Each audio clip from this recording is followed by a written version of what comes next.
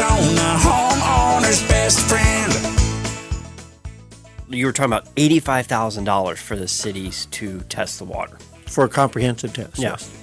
Now, that's at the treatment site where they treat the water, correct? Correct. I mean, they're not going to point of use and testing. No. And so at the point of use, if you're going to test at the point of entry and point of use, that would be up to the homeowner.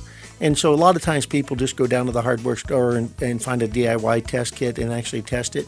And the problem is those things aren't very accurate. And so what you want to do is like I said, Rosie, a lot of the public has no idea how extensive the research and background that the Rosie Referral Network encompasses. But all the contractors are background checked, they're licensed bonded contractors, and they have experts. And so if you have an expert that's from the Rosie Network, they can actually look at the water test. They can actually do local tests on site. We can establish things like the total hardness, the TDS, the pH, the chlorine value. We can also do an assessment of the plumbing and see, hey, do you have CPVC plumbing, copper plumbing, what size, what's the fixture unit count, is it a 3-story house or 1-story house? So all those are variables that would impact the water.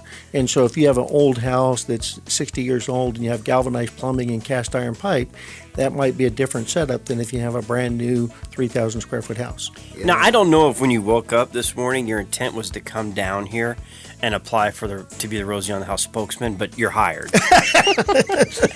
Congratulations, you got the job. But coming out of the city, it's got all these tests and treated and safe.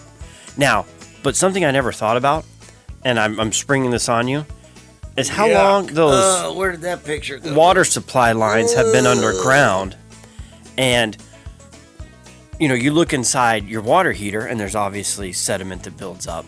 But sediment had to come from delivery. And this picture I'm showing you is a water supply line that's being replaced. And what's inside of that? It depends on the feed water source and also the pipe construction. But what ends up happening is in Arizona, most of the houses are going to be like, say, slab-built houses. And the plumbing, if it's an older house, the plumbing is going to be in the slab. If it's a newer house, the plumbing is going to be in the attic. And on straight pipe, there's very little buildup. However, wherever the pipe bends an angle, you're going to end up having a 90 or an L. Or the temperature changes like a water heater or a dish machine, or you have a delivery point like a faucet or fixture, you're going to have a buildup. And typically in Arizona, it's going to be calcium and magnesium reacted with carbon dioxide, forms a compound called calcium carbonate or water hardness. Now, in some communities, they have manganese, iron bacteria, and they have other buildup. So the picture you have is going to be a combination of that. But also, if you have a metal pipe, like a cast iron pipe, you're going to end up having some buildup as well. So that's a combination of all those factors.